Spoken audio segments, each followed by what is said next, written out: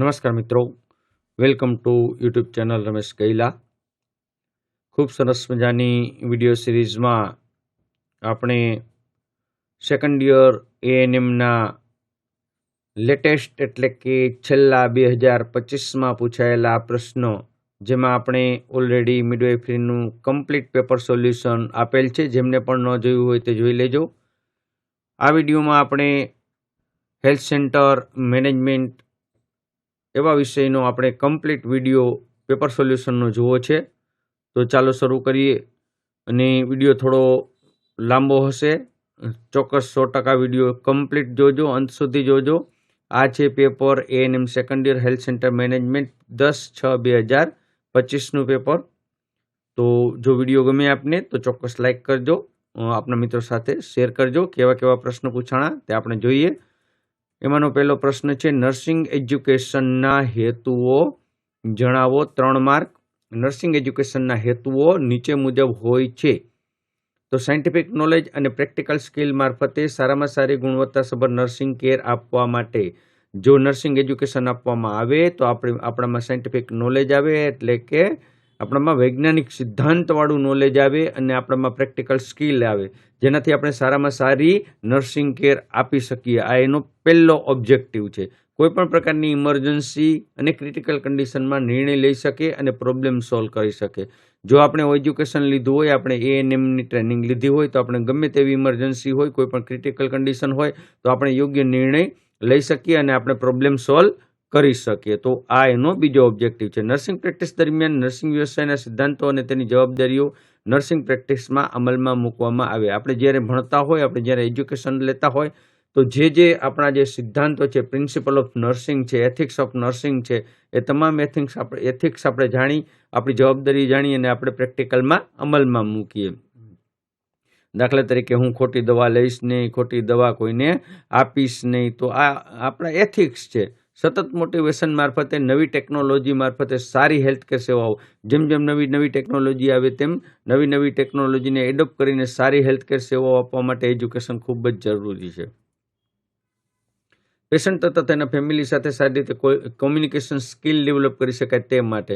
જો આપણે ભણ્યા હોય તો આપણને ખબર પડે કે કેવી રીતે કોમ્યુનિકેશન કરાય, કેવી રીતે ગેધર એપ્રોચનો આપણે ઉપયોગ કરી અને સારામાં સારું કોમ્યુનિકેશન કરી અને લોકોને આરોગ્ય સેવાઓ લેવા માટે કન્વિન્સ કરી શકાય, તો એના માટે છે। સારી લીડરશિપ એબિલિટી ડેવલપ કરવા માટે। જો આપણે ભણ્યા હોય, આપણે નર્સિંગ એજ્યુકેશન લીધું હોય, તો જ આપણે એક સારી લીડરશિપ ડેવલપ કરી શકીએ। ફિઝિકલ, ઇમોશનલ, સોશિયલ અને સ્પિરિચ્યુઅલ ડેવલપમેન્ટ માટે, આપણા પોતાના ફિઝિકલ ડેવલપમેન્ટ માટે, ઇમોશનલ ડેવલપમેન્ટ માટે, સોશિયલ ડેવલપમેન્ટ માટે અને સ્પિરિચ્યુઅલ ડેવલપમેન્ટ માટે પણ એજ્યુકેશન ખૂબ જ જરૂરી છે। દર્દીની નર્સિંગ કેર ઇમ્પ્રૂવ કરવા, સંશોધન કરવા માટે। જો આપણે ભણ્યા હોય તો આપણે કંઈક રિસર્ચ કરી શકીએ કે આવું પેશન્ટ હોય તો એમને આમ કરીએ તો વધુ સારું થાય। તો these are the objective of nursing education. બીજો એવો પ્રશ્ન છે, નેશનલ એનિમિયા કંટ્રોલ પ્રોગ્રામમાં એએનએમની ભૂમિકા જણાવો। 4 માર્કનો છે। તો આપણે લખાય કે નેશનલ એનિમિયા કંટ્રોલ પ્રોગ્રામમાં એએનએમની ભૂમિકા નીચે મુજબ હોય છે। ફિક્સ આપણને આ જ રીતે લખો તમે કે શંકાસ્પદ કેસોને શોધી કાઢવો, ઘેર ઘેર જઈને સર્વે કરવું, કેસો શોધી કાઢવા, કેસો શોધી કાઢવાની પ્રવૃત્તિ કરવી એટલે કે સર્વે કરવું, એનિમિયાના ચિહ્નો લક્ષણોની જણાય એવા કેસ જેવા કે, એમ કરીને લખવાનું, હથેળીમાં ફિકાસ, જીભની ફિકાસ, આંખની ફિકાસ, થાક લાગવો, શ્વાસ ચડી જવો, હાથ પગમાં કળતર થવી, તો આવા કેસ છે એનું સ્વૈચ્છિક કેસોનું રિપોર્ટિંગ કરવું, નિદાન કેમ્પનું આયોજન કરવું। પછી નિદાન કેમ્પમાં શું કરવાનું, તો આપણે બ્લડ હિમોગ્લોબિન માટેના ટેસ્ટિંગ માટેનું કેમ્પ કરવાનું, સરકારશ્રીની ગાઈડલાઈન મુજબ સારવાર કરવાની। જો માતાને 7 ગ્રામ કરતાં ઓછું HB હોય તો સિવિયર એનિમિયા કહેવાય। એમાં આયર્ન સુક્રોઝ IV આપવામાં આવે અને જરૂર જણાય તો એવા પેશન્ટને નજીકના PSC અને CSCમાં રેફર કરવું અને જરૂર જણાય તો બ્લડ ટ્રાન્સફ્યુઝન આપવું। જો માતાને 11 ગ્રામ કરતાં ઓછું HB હોય તો એવી માતાનું શું કરવું, તો એવી માતાને હંમેશા આયર્ન ફોલિકની 200 ગોળી આપી અને HB વધારવા માટેનો પ્રયત્ન કરવાનો। 11 કરતાં વધારે હોય તો તેને 100 ગોળી આપવાની। સગર્ભા માતાની અલગથી સારવાર કરવાની। ખોરાક અંગેનું માર્ગદર્શન આપવું, પછી એમાં ખોરાક લખી નાખો। લીલા પાંદડાવાળા શાકભાજી, પાકા પીળા ફળો, તમામ પ્રકારની ભાજી, જેમાં પાલક, મેથી, કોથમરી વગેરેની ભાજી, તમામ પ્રકારના ફળો કે જે કાપવાથી કાળા પડી જતા હોય, કેળું, બરાબર છે, રીંગણ, આ બધું જ આપવાનું છે. ગોળ, ખજૂર, બાજરી, રીંગણ જેવા ખોરાક આપવો. વધુ માહિતગાર કરવા માટે શિક્ષણ અને પ્રચાર કરવો. ખોરાક અંગેની સારી ટેવો માટેની સમજણ આપવાની. છેલ્લે કૃમિની સારવાર આપવાની, હોમ વિઝિટ લેવાની અને ફોલોઅપ કરવાનું. તો આને કહેવાય એનિમિયા પ્રોગ્રામમાં ANMની ભૂમિકા. ત્યાર પછીનો નેક્સ્ટ પ્રશ્ન એવો જ આપણો છે, નર્સિસ ઇન્ટરવ્યૂ આપવા જતાં પહેલાં શું શું તૈયારી કરશો? 5 માર્કનો પ્રશ્ન છે કે આપણે ઇન્ટરવ્યૂ આપવા જવું છે. તો આપણે ઇન્ટરવ્યૂ આપવા જાય તો આપણે શું કરીએ? તો આપણે ઇન્ટરવ્યૂ આપવા જાય એના આગલા દિવસે તૈયારી કરી. ઇન્ટરવ્યૂ આપવા જાય ત્યારે આપણી તૈયારી હોય અને ઇન્ટરવ્યૂ આપીને બહાર નીકળી તૈયારનું, એટલે 3 સેશનમાં આપણે તૈયારી લખવાની હોય. આગલા દિવસે આપણે શું કરીએ? તો નર્સિસ ઇન્ટરવ્યૂ આપવા જતાં પહેલાં દરેક ડોક્યુમેન્ટની ફાઇલ કે કવર સાથે રાખવા. તમામ ઓરિજિનલ ડોક્યુમેન્ટ સાથે રાખવા. નર્સિસ ઇન્ટરવ્યૂ આપવા જતાં પહેલાં કઈ જગ્યાએ જવાનું છે, સંસ્થાનું નામ, સરનામું બરાબર જાણી લેવું જોઈએ. ઇન્ટરવ્યૂ લેનારના હોદ્દા વિશે જાણી લેવું જોઈએ. સમય કરતાં હંમેશા અડધો કલાક કે કલાક વહેલું પહોંચવું જોઈએ. પ્રોફેશનલ જ્ઞાન એટલે કે આપણું ધંધાકીય જ્ઞાન, સામાન્ય જ્ઞાન અને હાલની સ્થિતિ અંગેનું જ્ઞાન હોવું જોઈએ. ડ્રેસ મેકઅપમાં હંમેશા કેવું હોવું જોઈએ? સિમ્પલ હોવું જોઈએ. એકદમ રિલેક્સ રહેવું જોઈએ. દૂરથી ગયા હોય તો એકદમ ફ્રેશ થઈ અને પછી જવું જોઈએ. સિમ્પલ હેરસ્ટાઇલ, નેઇલ પોલિશ ન હોવો જોઈએ, સ્પ્રે પણ ન કરેલો હોવો જોઈએ. એકદમ સાદાઈથી જવું જોઈએ. જે ભાષામાં તમે ઇન્ટરવ્યૂ આપવાના હોય તે ભાષા ઉપર તમારી, એટલે કે ગુજરાતીમાં આપતા હોય તો ગુજરાતીમાં, હિન્દીમાં આપતા હોય તો હિન્દીમાં પકડ હોવી જોઈએ. ઇન્ટરવ્યૂમાં ગયા બાદ તમને કહેવામાં આવે કે ઇન્ટરવ્યૂનો સમય બદલાયેલો છે તો ક્યારેય ગુસ્સે થવું જોઈએ નહીં. કારણ કે તમને ખબર છે કે અત્યારે CCTV કેમેરાનો જમાનો છે. તમે બહાર બેઠા હોય અને એમ કે ઇન્ટરવ્યૂ અત્યારે કેન્સલ છે, તો ઘણી વખત ઇન્ટરવ્યૂમાં એ ટાઈપનું ઇન્ટરવ્યૂ લે કે તમારી પેશન, તમારી ધીરજની તમારી પરીક્ષા કરે કે ચાલો આજે ઇન્ટરવ્યૂ નથી તો કોણ કેવા ખેલ કરે છે, એ પણ એક ઇન્ટરવ્યૂનો ભાગ છે. તો ક્યારે પણ ગુસ્સે થવું નહીં. અંદર બોલાવે ત્યારે દાખલ થતાં પહેલાં પરમિશન લેવી. બેસવાનું ન કહેવામાં આવે ત્યાં સુધી ઊભું રહેવું. બેસવાનું કહે ત્યારે થેન્ક્સ કહીને બેસવું. જે પ્રશ્ન પૂછવામાં આવે તે પ્રશ્નનો સચોટ જવાબ આપવો. વધુ જવાબ આપવા નહીં કે વધારે પડતું સ્માર્ટ થવાનો પ્રયત્ન કરવાનો નહીં. જો પ્રશ્ન આપણને ન સમજાય તો એક્સક્યુઝ મી, માફ કરો મને સમજાણું નહીં, બીજી વાર પૂછવાનું છે. ઇન્ટરવ્યૂ આપતી વખતે કોઈ પણ જાતની ઓળખાણ કાઢવાની નથી. દરેક પ્રશ્નોના જવાબ ટૂંકા અને ક્લિયર આપવા. વચ્ચે વચ્ચે મોટા બતાવવાનો પ્રયત્ન કરવાનો નહીં.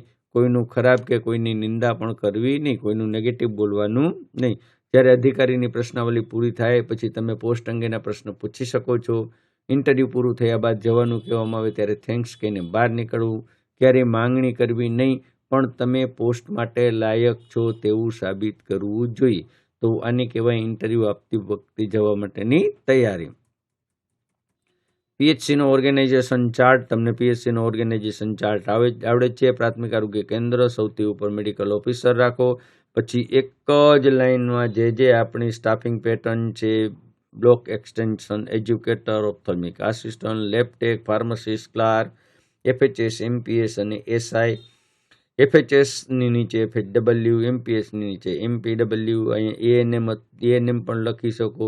FHW થી ડાયરેક્ટ મેડિકલ ઓફિસરની નીચે થોડીક એની રેન્જથી નીચે ડ્રાઈવરનું આપવાનું. ડ્રાઈવરથી પણ નીચે થોડાક રેન્જમાં વર્ગ 4ના કર્મચારી. તો આ રીતે હંમેશા લાઈન કરવાની. પહેલી લાઈન, પછી બીજી, પછી ત્રીજી અને 4 લાઈનમાં PHCનો ચાર્ટ, ઓર્ગેનાઇઝેશન ચાર્ટ આવશે.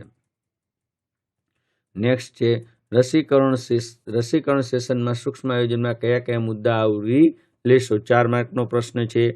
તો મમતા દિવસે જ્યારે રસીકરણ સેશન શરૂ કરવાનું હોય ત્યારે પહેલું સ્ટેપ કયું? તો સેશનની તૈયારી કરવી. આ રીતે પણ તમે લખી શકો. બીજું સ્ટેપ કયું? તો હોમ વિઝિટનું ડ્યુ લિસ્ટ જોવાનું. કોને વેક્સિન કરવાનું છે એ ડ્યુ લિસ્ટ. એન્ટીનેટલ મધર, 0 થી 5 વર્ષના બાળકો અને કિશોરીઓ. ત્રીજા સ્ટેપમાં માતા પિતા સાથે કોમ્યુનિકેશન કરવાનું. ચોથા સ્ટેપમાં બાળકો માટે રસીનું મૂલ્યાંકન કરવાનું. રસીકરણ માટે બાળકોનું મૂલ્યાંકન કરવાનું. 5મા સ્ટેપમાં સેશન માટેની જરૂરિયાતની રસીની યાદી બનાવવાની. 6થા સ્ટેજમાં બધી લોજિસ્ટિક એટલે જરૂરી રેકોર્ડ તૈયાર કરવાના. અને મમતા સેશન શરૂ કરવાનું. તો આ રીતે 6 સ્ટેપમાં આપણું સૂક્ષ્મ આયોજન થાય. આ રીતે પણ લખી શકો રસીકરણ અંગેની માહિતી. રસીકરણ અનુસંધાને સબ સેન્ટર માટે સૂક્ષ્મ આયોજન, જેમાં કામગીરીનું આયોજન, રસીઓ તથા જરૂરી સાધન સામગ્રીનો અંદાજ માટેનું આયોજન હોય છે. કામગીરીનું આયોજન સબ સેન્ટરમાં ગોઠવવું, જેમાં આપણે ઉપર જેમ કહેતા હતા લિસ્ટ બનાવવું એમ, લાભાર્થી કોણ છે, એટલે કે એન્ટીનેટલ મધર છે, પોસ્ટનેટલ મધર છે, 0 થી 1 માસના બાળક છે, 0 થી 3 માસના બાળક છે, 0 થી 1 વર્ષના બાળક છે, 0 થી 3 વર્ષના બાળક છે, કિશોરીઓ છે. તો લાભાર્થી કોણ છે, કઈ સેવા આપવામાં આવશે, કઈ સેવા વેક્સિનેશન કરવાનું છે, એન્ટીનેટલ વેક્સિનેશન કરવાનું છે, કિશોરીઓને આયર્ન ફોલિકની ગોળી આપવાની કઈ સેવા આપવી છે, કોણ સેવા આપશે. કોણ સેવા આપશે મીન્સ ANM, MPHW, આંગણવાડી વર્કર, તેડાગર, ક્યાં અને કેવી સેવાઓ આપવામાં આવશે, કઈ જગ્યાએ, તો મમતા ક્લિનિક ઉપર, અને કઈ સેવાઓ, તો આ ઉપર આપણે જણાવીએ ક્યારે સેવાઓ આપવામાં આવશે. સોમવારે આપવામાં આવશે, બુધવારે આપવામાં આવશે. રસીકરણ માટેની જગ્યાની પસંદગી કરવાની, કારણ કે સૂક્ષ્મ આયોજન છે તો જગ્યાની એવી પસંદગી કરવાની કે જે હંમેશા સરકારી બિલ્ડિંગમાં જ જગ્યા હોવી જોઈએ. આંગણવાડી, સમાજ કેન્દ્ર, સ્કૂલની જગ્યા પસંદ, કે સ્કૂલની રસીકરણ સેશન બહુ એકદમ નજીક ગોઠવવું ગામથી, બરાબર. ક્યારે ધાર્મિક પ્લેસ ગોઠવવાની નહીં. આંગણવાડી કાર્યકર, આશા, TBA, અન્ય સેવાઓ આપનારા પંચાયતના સભ્યોને વાતચીત કર્યા બાદ જ રસીકરણ સેશનની જગ્યા નક્કી કરવાની. રસીકરણ સેશનની જગ્યા અને સમય શક્ય હોય ત્યાં સુધી બદલાવવો નહીં. દરેક સબ સેન્ટર ઉપર સેશનનું આયોજન, અંદાજ કેવી રીતે કરવાનો, તો આપણે સેશન રાખવું હોય તો કેવી રીતે, તો એ મોટાભાગે સેશનનો અંદાજ છે એ ઇન્જેક્શનના કારભાર ઉપર હોય કે દર 25 થી 50 ઇન્જેક્શન માટે એક સેશન, એટલે 25 થી 50 ઇન્જેક્શન એટલે એક બાળકને 3 ઇન્જેક્શન આપવાનું હોય, ઘણી વખત એક બાળકને 2 ઇન્જેક્શન આપવાનું હોય, તો 25 બાળકો થાય એટલું આપણે આયોજન કરવાનું હોય. જો 50 થી વધુ હોય તો 2 સેશનનું આયોજન કરવાનું, અને 25 થી ઓછા હોય તો 2 જગ્યાએ સેશનનું, એટલે કે થોડીક વાર અહીંયા બેસી અને થોડીક વાર બીજા પાછા સેશન પર જઈ અને એ વિસ્તાર કવર કરવાનો હોય. સબ સેન્ટરના સૂક્ષ્મ આયોજનમાં સબ સેન્ટરના વિસ્તારમાં આવતા તમામ ગામની નકશાની યાદી તૈયાર કરો. દરેક ગામની વસ્તી લખો, અંદાજિત લાભાર્થી ગણો, બરાબર. અને પછી મમતા દિવસના દિવસે જે કંઈ વસ્તુ લઈ જવાની એની યાદી તૈયાર કરવાની. શું શું જોઈએ, તો ADC syringe, hub cutter, ampoule cutter, marker, cotton soap, puncture proof container, AEFI kit, sphygmomanometer એટલે કે BP instrument, weight machine, vaccine carrier, ice pack, haemoglobin testing kit, urine testing kit, thermometer, tablet albendazole, zinc, calcium, vitamin A solution, ORS, tablet iron folic ગોળી નાની મોટી, family પ્લાનિંગના સાધનોમાં condom, ECP, OCP, Chhaya, centchroman, biomedical વેસ્ટની bag, તમામ પ્રકારના register, તમામ પ્રકારના ફોર્મ, મમતા કાર્ડ, મમતા દિવસના દિવસે લગાવવાનું બેનર, ગ્લુકોમીટર, MPની સ્લાઇડ, સ્પુટમ, સેનેટાઈઝર, આટલું બધું લઈ જવાનું છે, જેટલું તમને યાદ આવે એટલું.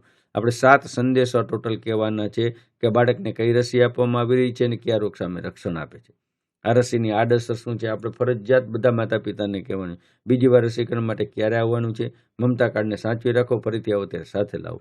ચેપી રોગથી બચવા માટે 2 વ્યક્તિ વચ્ચે 6 ફૂટનું અંતર રાખવું, યોગ્ય રીતે માસ્ક પહેરવું, સાબુ પાણીથી વારંવાર હાથ ધોવા. ત્યાર પછીનો એવો જ પ્રશ્ન છે, સબ સેન્ટર ખાતે ANMની જવાબદારી.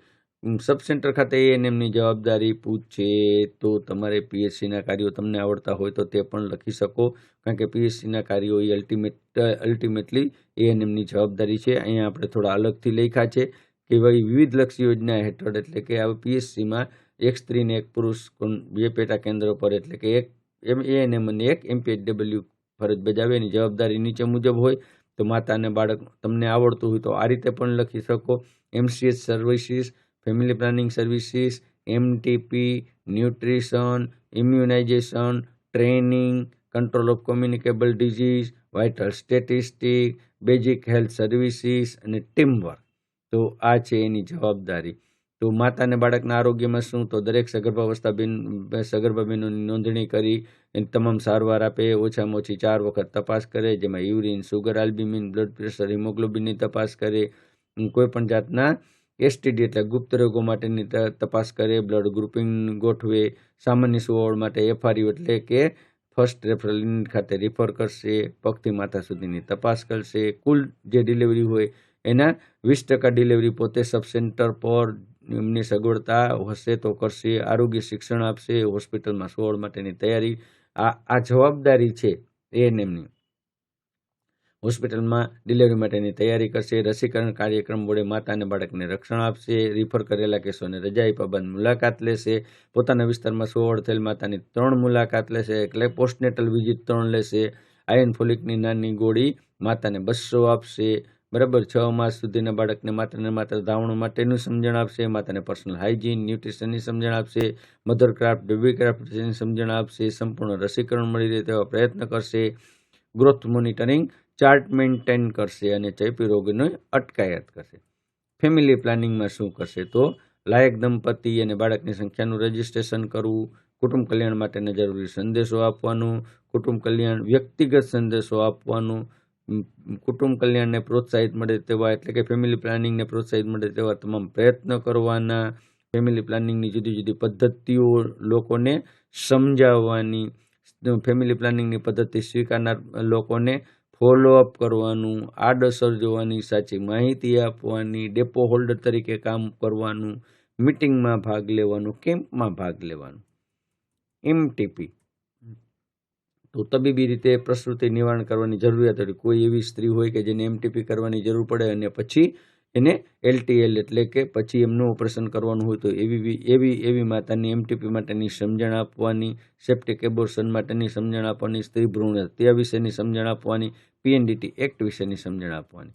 પોષણ સંબંધી બધું જ 0 થી 5 વર્ષના બાળકમાં કુપોષણ, સારવાર સલાહ, સગર્ભા માતાનું પોષણ, રાત્રિ માતાનું પોષણ, બાળકો, કુટુંબ કલ્યાણ પદ્ધતિ, કિશોરીઓને ફેમિલી પ્લાનિંગની ગોળી, વિટામિન એ, આંગણવાડીમાં પોષણ અંગેનું જ્ઞાન, રોગ પ્રતિકારક શક્તિ કે ઇમ્યુનાઇઝેશન, બધા જ પ્રકારનું આખું ઇમ્યુનાઇઝેશન શેડ્યુલ તમને જેટલું આવડ્યું એટલું લખો. ટ્રેનિંગ તો ટ્રેનિંગ કેને આપવાની? આશા અને આંગણવાડી વર્કરને, કિશોરીને ટ્રેનિંગ આપે.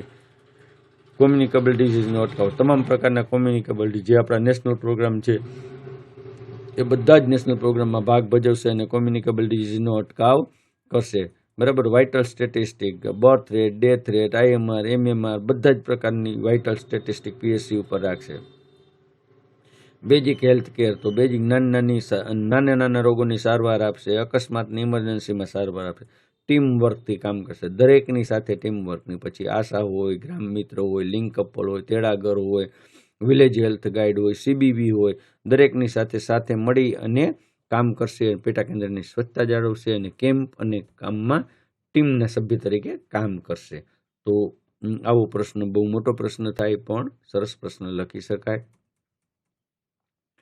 પ્રશ્ન નંબર 2, એએનએમ તરીકે તમે સબ સેન્ટર ખાતે ફરજ બજાવો છો. સબ સેન્ટરની જાળવણી કેવી રીતે કરશો? તો પહેલાં તમે મુદ્દા લખી નાખો કે જાળવણી માટે કેની જાળવણી કરશું.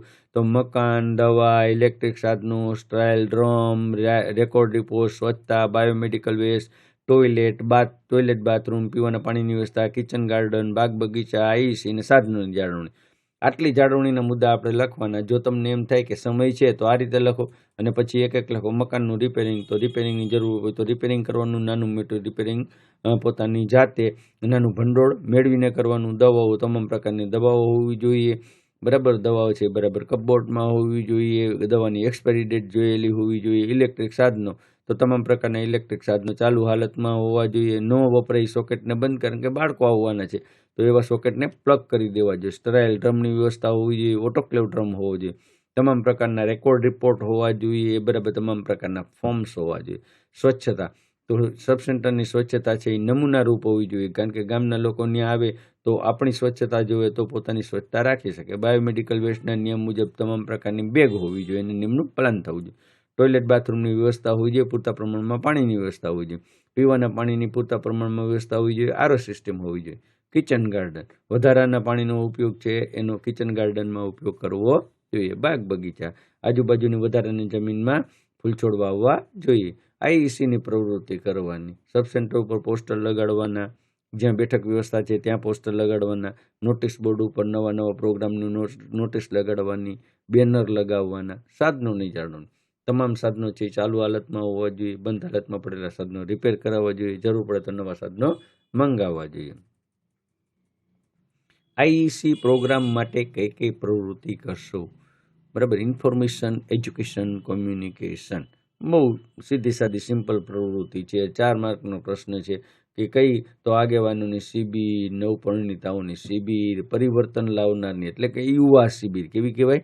યુવા શિબિર, રસીકરણ સેશન, માર્ગદર્શન, MSS એટલે મહિલા સ્વાસ્થ્ય સંઘની બેઠક, ગ્રામ પંચાયતના સભ્યની બેઠક, ફળિયા બેઠક, ફિલ્મ શો, વિડીયો શો, ભવાઈ, પપેટ શો, લોકગીત, કુટુંબ કલ્યાણ પ્રદર્શન, ભુવાઓની શિબિર, ગુરુઓની શિબિર, પંડિત મહારાજા મુલ્લાઓની શિબિર, લક્ષિત મહિલાઓની શિબિર, સાસુ સંમેલન, યુવા સંમેલન, ચેતના સંમેલન, સેવાભાવી કાર્યકરની શિબિર, નસબંધી શિબિર, પરિસંવાદ, નારી પરિસંવાદ. કેટલું બધું અત્યારે ચાલતું હોય તો બધું જ આપણે લખવું જોઈએ. તો આનેથી આપણે શું કરી શકીએ? આઈસીની પ્રવૃત્તિ સારી કરી શકીએ.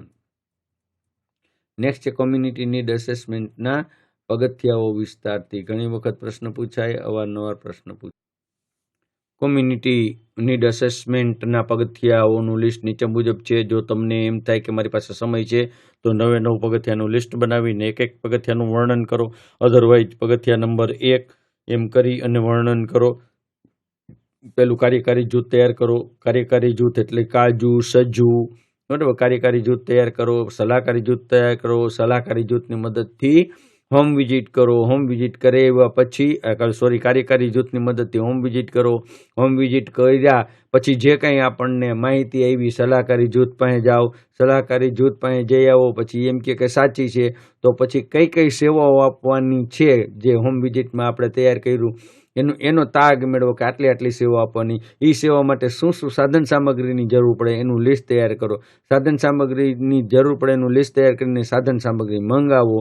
એક વખત સાધન સામગ્રી મંગાવી, એ સાધન સામગ્રી આવી એ બરાબર આવી છે કે નહીં એને હરખાવો અને પછી તમે કામગીરી કરો. અને છેલ્લે અગાઉ કરેલી કામગીરી સાથે મૂલ્યાંકન કરો કે ઓલી વખતે 60 હતું, આ વખતે 70 થયું તો આપણે કામગીરી સારી કરી છે. ઓલી વખતે 60 હતું, આ વખતે 40 થયું, આપણેથી કામગીરી ઓછી થઈ છે. તો એ કામગીરીનું મૂલ્યાંકન સરખાવવાનું હોય. તો આ રીતે આપણે પગથિયા કોમ્યુનિટી નીડ એસેસમેન્ટ કાર્યકારી જૂથ, તો કાર્યકારી જૂથ તૈયાર કરવાનું. ANM, MPHW, આંગણવાડી વર્કર, તાલીમ પામેલી દાયણ, મહિલા સ્વાસ્થ્ય સંઘ, આશા વર્કર અને કડીરૂપ જે યુવાનો હોય એનું સરસ મજાનું કાર્યકારી જે કામ કરી શકે એવું ગ્રુપ હોય, જે સર્વે કરવા જાય એવું ગ્રુપ હોય તો એને કહેવાય કાર્યકારી ગ્રુપ.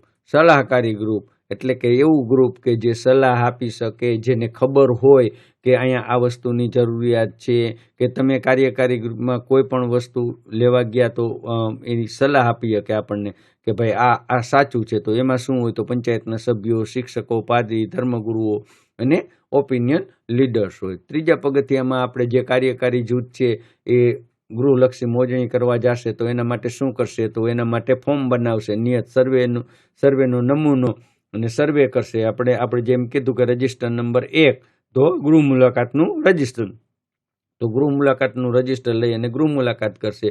બરાબર. કઈ માહિતી મેળવે બધું જ પ્રશ્નાવલી તૈયાર કરશે અને સમય મર્યાદામાં કામ કરી અને પાછા આવશે. જેવું પાછા આવી માહિતી એકઠી કરીને તો તરત જ ક્યાં આવશે? સલાહકાર જૂથનો સંપર્ક કરશે. એમને કહેશે કે જો અમે માહિતી લઈ આવ્યા છીએ, આ માહિતી સાચી છે કે આ માહિતી ખોટી છે. જો સલાહકારી જૂથને કંઈ એમ થાય એમ કે ભાઈ મગનભાઈ ને એને વાર્ષિક આવક છે એ 1,20,000 રૂપિયા લખાયું, ખરેખર એની વાર્ષિક આવક તો 10 લાખ રૂપિયા હોય તો આપણને ખ્યાલ આવે બરાબર તો કે ભાઈ આ માહિતી સાચી છે, આ માહિતી ખોટી છે. તો સલાહકારી જૂથની સલાહ લેવાની.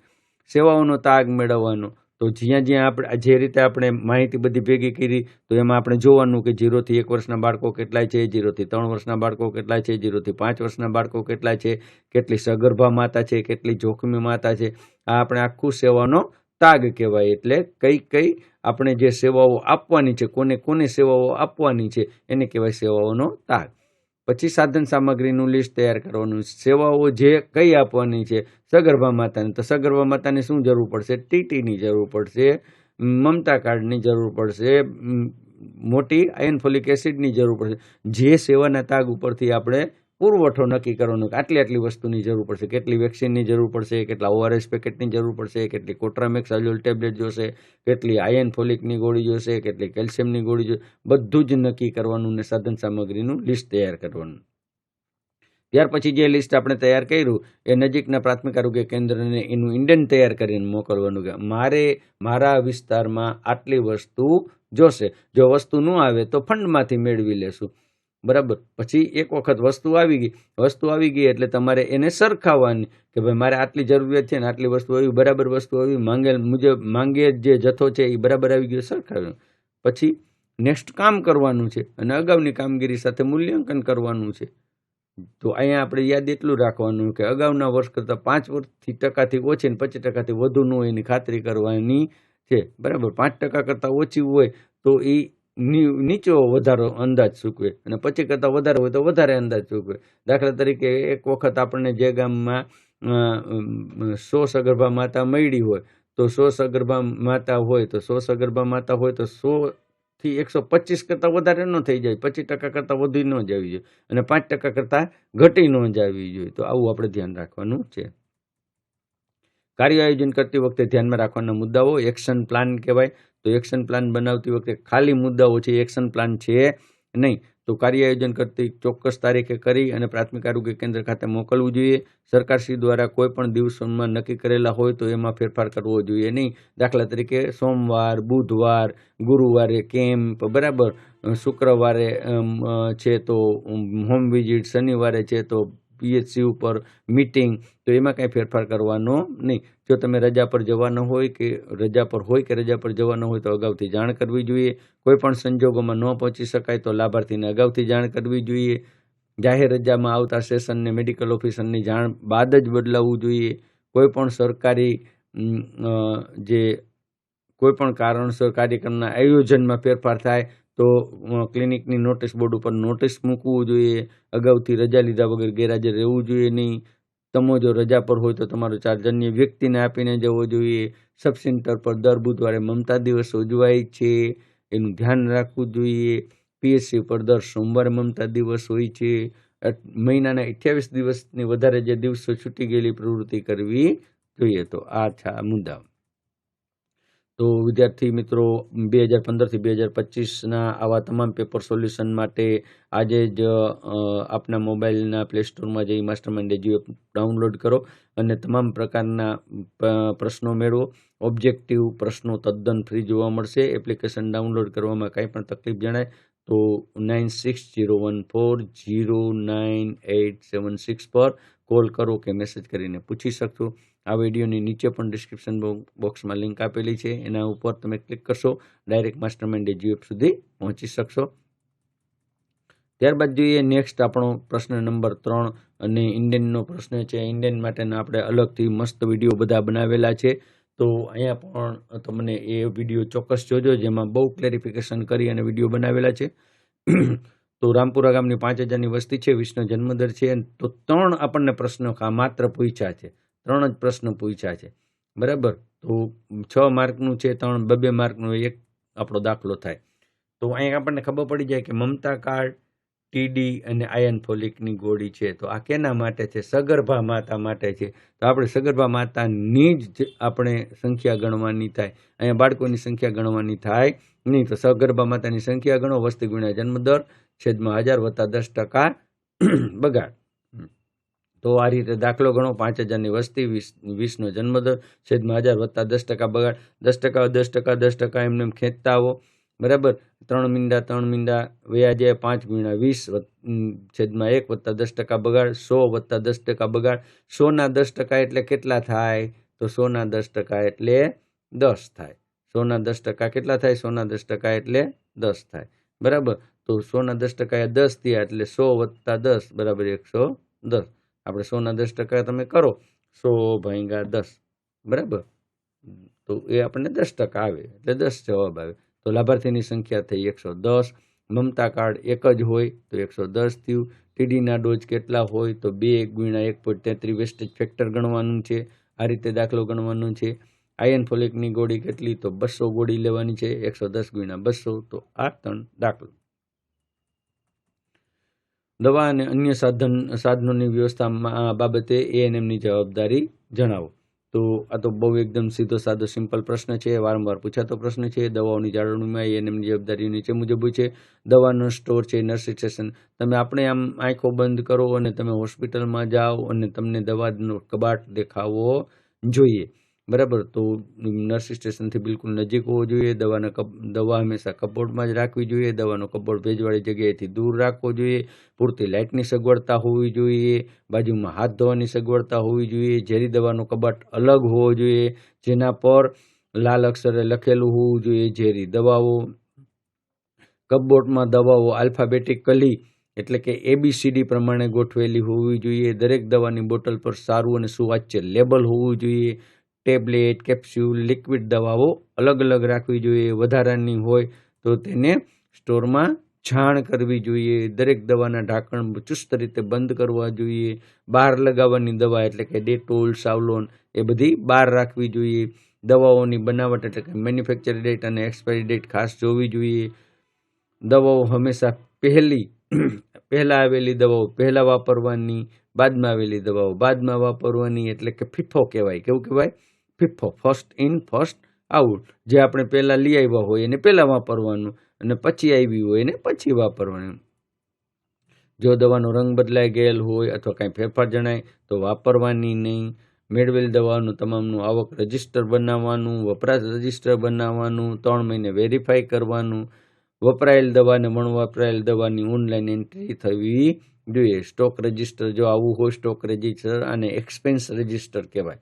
ક્રમ, દવાનું નામ, તારીખ, છેલ્લું બેલેન્સ, મેળવેલ જથ્થો, વપરાશ, હાલ પરનો જથ્થો અને વિશેષ નોંધ. દાખલા તરીકે અહીંયા ક્રમ નંબર 1 આવે. અહીંયા એમ કે ટેબ્લેટ પેરાસિટામોલ કઈ તારીખે આવી, તો આજની તારીખે ટેબ્લેટ પેરાસિટામોલ આવી કે 14/8/2025. છેલ્લું બેલેન્સ કેટલું હતું, તો આપણી પાસે 100 પડી હતી. મેળવેલ જથ્થો કેટલો આવ્યો, તો 100 આવ્યો, બરાબર. વપરાશ કેટલું થયું, તો 50.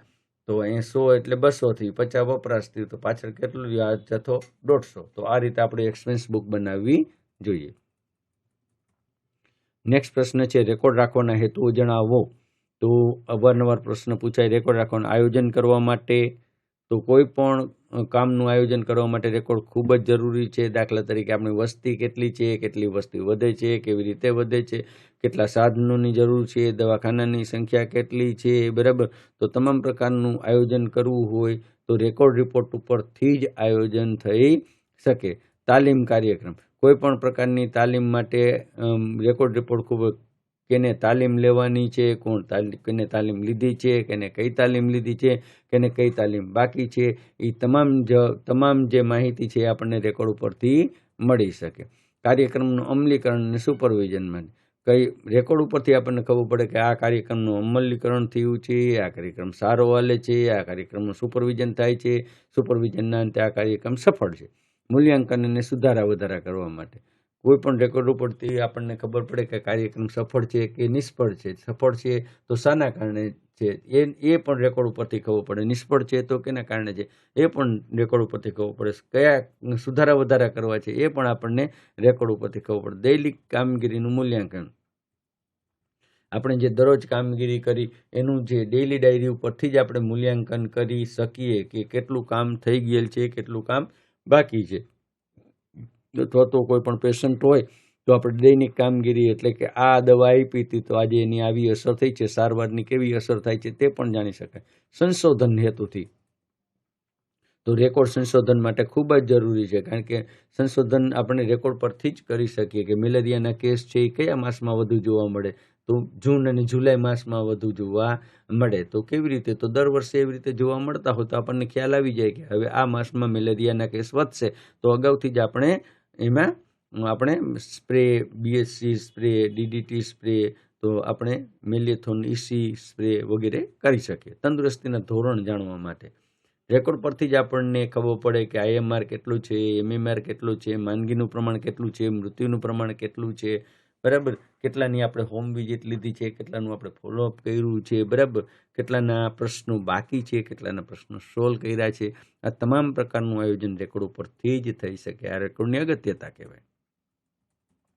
ટૂંકનોંધ છે મમતા કાર્ડ, જબ્બર ટૂંકનોંધ મમતા કાર્ડની છે, બરાબર. તો મમતા કાર્ડ હોય તો મમતા કાર્ડ એવા મમતા ક્લિનિક તો આ મમતા કાર્ડમાં પણ આપણને કઈ કઈ વિગતો છે એ અહીંથી આપણે લખે કે મમતા કાર્ડ દ્વારા શું શું જાણી શકાય.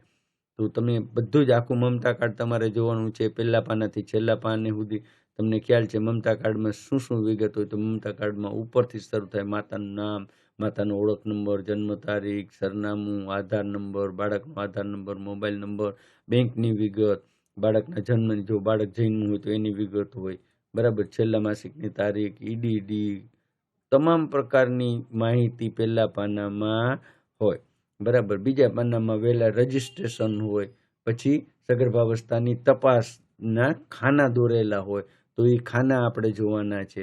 અને કયા એમાં બોક્સ છે, તો એ અમુક બોક્સ છે એ હાઇલાઇટ કરેલા હોય, તો એટલું ફરજિયાત હોય કે લોહીનું દબાણ એટલે બ્લડ પ્રેશર ઓછામાં ઓછું 3 વખત તો માપવું જ પડે. જોજો તમે જોજો, બ્લડ પ્રેશર લખ્યું હશે એમાં 3, 7 અને 9માં એકદમ ડાર્ક હશે. ઘણી વખત તમને પ્રેક્ટિકલની પરીક્ષામાં પૂછે કે આ કેમ ડાર્ક છે, તો બીજું 9 તપાસ તો કરવાની, પણ ન થાય તો આટલી તો ફરજિયાત કરવાની જ, બરાબર. ટીડી, આયર્ન ફોલિકની ગોળી, ત્યાર પછી બીજામાં એને કોમ્પ્લિકેશન કયા હોય એ આવશે, બરાબર. એને કયા કોમ્પ્લિકેશન થાય એને ચિત્રાવલી સાથે તમામ પ્રકારનું આવશે, અને એમાં શું સારવાર કરવી એ તમામ પ્રકારની વિગત આવશે. તો આ મમતા કાર્ડ તમારે ફરજિયાત વાંચવાનું. સચિત્ર ખોરાક કેવો ખાવો જોઈએ, આરામ કેટલો કરવો જોઈએ, બધું જ મમતા કાર્ડમાં તમને સમજાવેલું છે. મમતા કાર્ડ રાખી અને મમતા કાર્ડની આખું મમતા કાર્ડનું વર્ણન તમારે કરવાનું થાય. ILR, Iceland refrigerator. તો આઇસલેન્ડ રેફ્રિજરેટર એ વેક્સિન રાખવાનું એક સાધન છે. પ્રાથમિક આરોગ્ય કેન્દ્ર કક્ષાએ હોય છે. મોટા જથ્થામાં વેક્સિનની જાળવણી કરી શકાય છે. તેનું ટેમ્પરેચર 2 થી 8 સેન્ટીગ્રેડ વચ્ચે જાળવી શકાય છે. ગુણવત્તાસભર રસી જાળવવા માટેનું ઉત્તમ સાધન છે. આકસ્મિક સંજોગોમાં ઇલેક્ટ્રિક પાવર જતો રહે તો પણ 24 કલાક સુધી કામ આપે છે. તેમાં તાપમાનમાં ડાયલ થર્મોમીટર રાખેલું હોય, બરાબર. પછી રસીઓ કેબિનેટમાં રાખવામાં આવે, બરાબર. સેશન પતી ગયા અને 24 કલાક રસીઓ ઓગાળવા માટે વપરાતા પ્રવાહી છે એ સેશનના 24 કલાક પહેલાં એમાં મૂકવામાં આવે. રસીઓના 2 બોક્સ વચ્ચે જગ્યા રાખવાની હોય. રસીઓ ટોપથી બોટમ સુધી ILRમાં રાખવામાં આવે છે. તો આ છે ILR.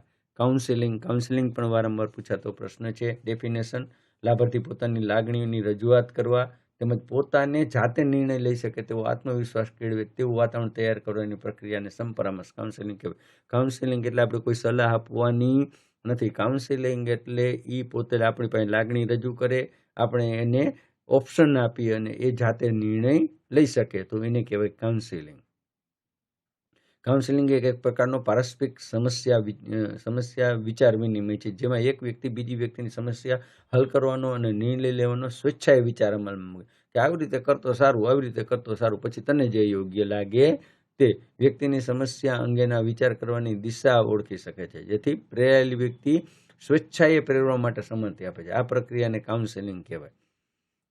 સારા કાઉન્સિલરના ગુણો, મિત્ર.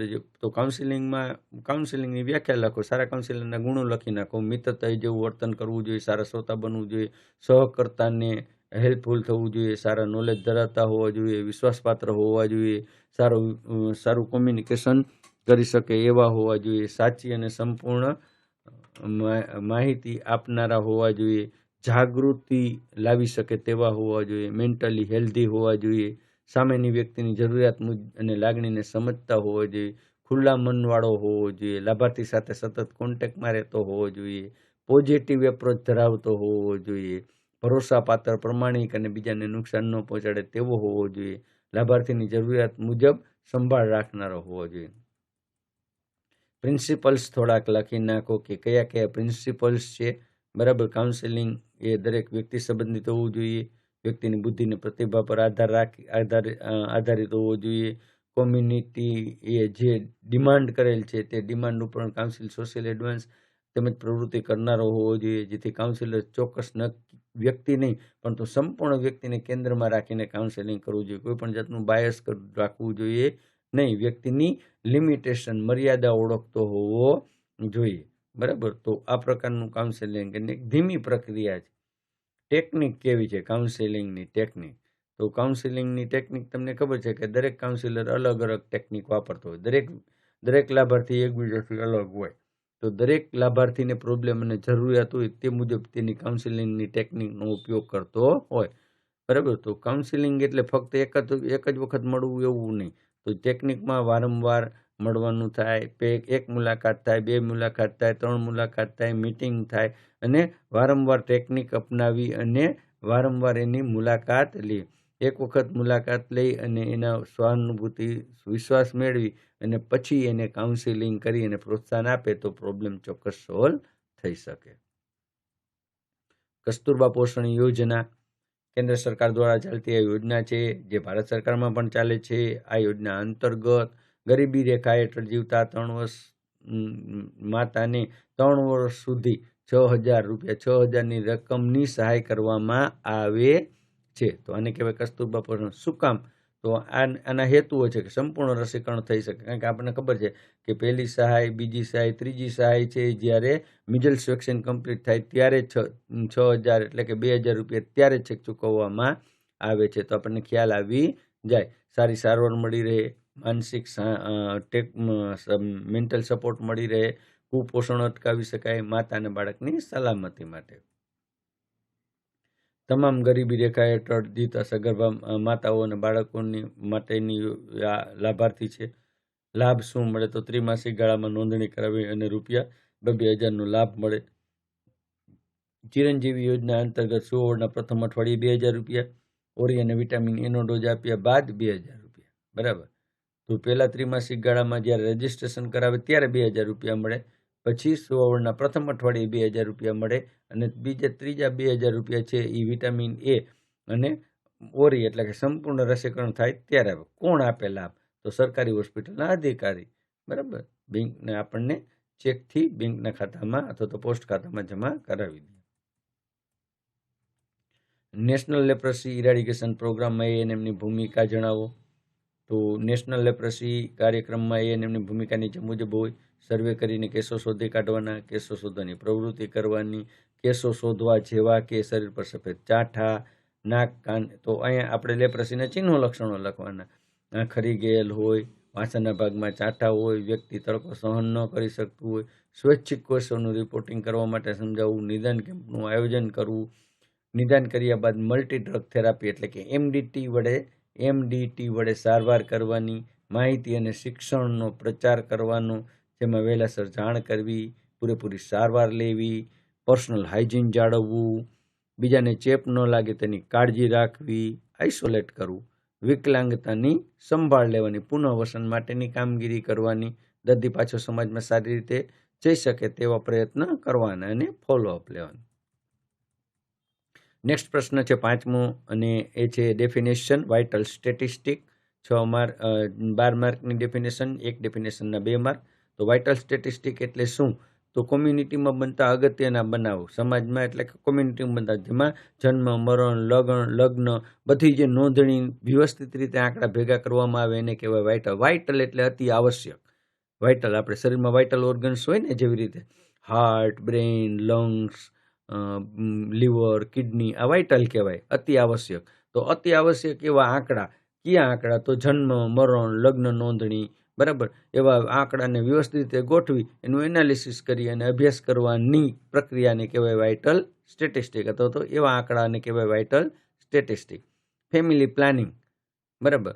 તો ફેમિલી પ્લાનિંગ એટલે અહીંયા તમને કપલ પોતાની ઈચ્છા અને અપેક્ષા અનુસાર બાળકો પ્રાપ્ત કરવાની ક્ષમતા અથવા તો 2 બાળકો વચ્ચે અંતર રાખવા માટે ઉપયોગમાં લેવાતા જુદા જુદા કોન્ટ્રાસેપ્ટિવ મેથડને કહેવાય ફેમિલી પ્લાનિંગ.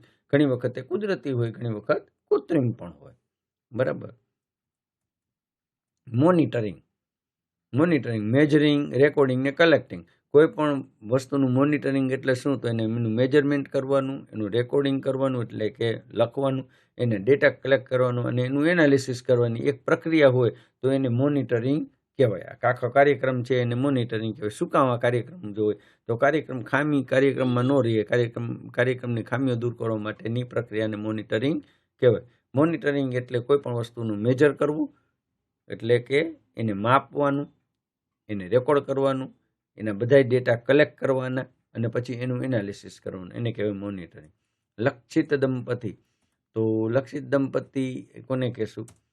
તો લાયક દંપતી કે જેને 2 થી 3 જીવિત બાળકો હોય, લક્ષિત એટલે આપણા લક્ષમાં હોય એવી, અને રિપ્રોડક્ટરી એજ ધરાવતા હોય, બરાબર. લાયક દંપતી કે જેને 2 થી 3 જીવિત બાળકો હોય, રિપ્રોડક્ટરી એટલે કે હજી એને ફેમિલી પ્લાનિંગની મેથડની જરૂરિયાત છે, તો એવા ફેમિલી પ્લાનિંગની મેથડની જરૂરિયાતો હોય એવા જે દંપતી હોય એ આપણા માટે લક્ષિત દંપતી કહેવાય, બરાબર.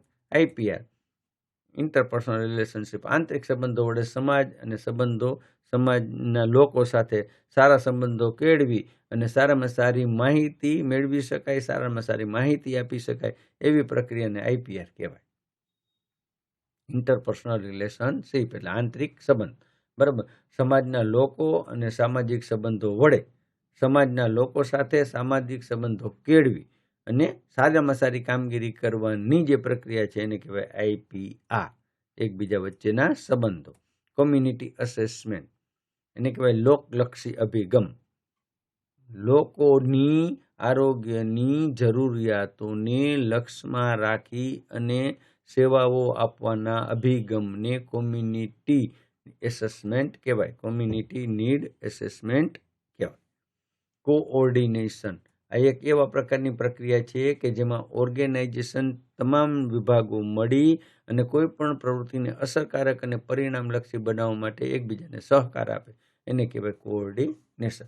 કોઓર્ડિનેશન એટલે એકબીજાને સહકાર આપવાનું, પણ ક્યાં દરેક ઓર્ગેનાઇઝેશન હોય, 2 વ્યક્તિ હોય, સારી રીતે પ્રવૃત્તિ કરી શકે, અસરકારક પરિણામ લાવવા માટેના જે પ્રયત્નો કરે એને કહેવાય કોઓર્ડિનેશન. ટોટલ ફર્ટિલિટી રેટ એટલે પરણિત સ્ત્રી હોય એની ફર્ટાઇલ લાઈફ એટલે કે 15 થી 45 વર્ષની લાઈફ દરમિયાન કેટલા બાળકોને કુલ જન્મ આપે છે, જે એવરેજ બાળકોને જન્મ આપે એને ટોટલ ફર્ટિલિટી રેટ, બરાબર. ત્યાર પછી એમસીક્યુ છે, ઓલરેડી આપણે ઓબ્જેક્ટિવમાં એમસીક્યુ જોયા જ છે. આ માસને મેલેરિયા માસ તરીકે કહેવાય તો જૂન માસ આવે. પેટા કેન્દ્રનો માસિક અહેવાલ કયા ફોર્મમાં ભરવાનો હોય? તો પેટા કેન્દ્ર હોય તો હંમેશા 6 નંબર, 1 નંબર અને 6 નંબર. અહીંયા માસિક પ્રગતિ અહેવાલ આપ્યો છે એટલે 6 નંબર આવે. કાર્ય આયોજન આપ્યું તો 1 નંબર આવે. ખ વર્ગનો રેકોર્ડ 30 વર્ષ સાચવવાનો હોય. તાલુકા કક્ષાએ કોણ હોય? તો BHO બ્લોક હેલ્થ ઓફિસર હોય. પેટા કેન્દ્રનું આયોજન કરીને ક્યાં મોકલવાનું હોય? તો બ્લોક પર મોકલવાનું હોય. World TB day 24 March. આશાનો ઉદ્ભવ ક્યાંથી? NRHM, બરાબર. પર્વતીય વિસ્તારમાં સબ સેન્ટરની વસ્તી 3000ની. રસીકરણની સારવાર એ પ્રિવેન્ટિવ સારવાર કહેવાય. સબ સેન્ટર ઉપર દર બુધવારે મમતા દિવસ રખાય. બાળકોને વિટામિન એ સોલ્યુશન આપવું એ પ્રમોટિવ કેર છે, સાચું, કારણ કે પ્રમોટિવ કહેવાય, બરાબર. BCG હોત તો પ્રિવેન્ટિવ કહેવાય. આરોગ્ય સેવાઓ આપવા માટે ગૃહ મુલાકાત અગત્યનું પાસું છે, બિલકુલ સાચું. જોખમી સગર્ભા માતાના અંદાજો 15% હોય છે, સાચું. સબ સેન્ટર કક્ષાએ રસીઓનો સંગ્રહ કરવો જોઈએ, ખોટું. PSC ખાતે ILRમાં જ રસીઓ રાખવી જોઈએ. ખાનગી રેકોર્ડને લોક એન્ડ કી રાખવો જોઈએ. ખાનગી રેકોર્ડને લોક એન્ડ કીમાં, ખોટું, બરાબર. તો આ હતા ખરા ખોટા.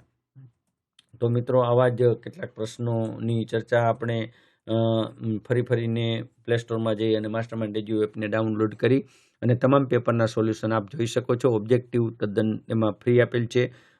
તમારે એપ્લિકેશન ડાઉનલોડ કરવામાં કોઈ પણ જાતની મુશ્કેલી પડે તો 9601409876 પર આપ કોલ કરી શકો, મેસેજ કરી શકો. આ વિડીયોના અંતે પણ નીચે ડિસ્ક્રિપ્શન બોક્સ આપેલ છે અને ચોક્કસ તમે માસ્ટરમાઇન્ડ એજ્યુ સુધી જઈ શકશો. ખૂબ ખૂબ આભાર, ધન્યવાદ. ખૂબ લાંબો વિડીયો હોવા છતાં તમે છેક સુધી વિડીયો જોયો એ બદલ ખરેખર ધન્યવાદને પાત્ર છો. અને આ વિડીયો આપના મિત્રો સાથે શેર કરો, વિડીયોને લાઇક કરો, જરૂર પડે એ વિડીયોમાં કોમેન્ટ પણ આપો. ખૂબ ખૂબ આભાર, ધન્યવાદ.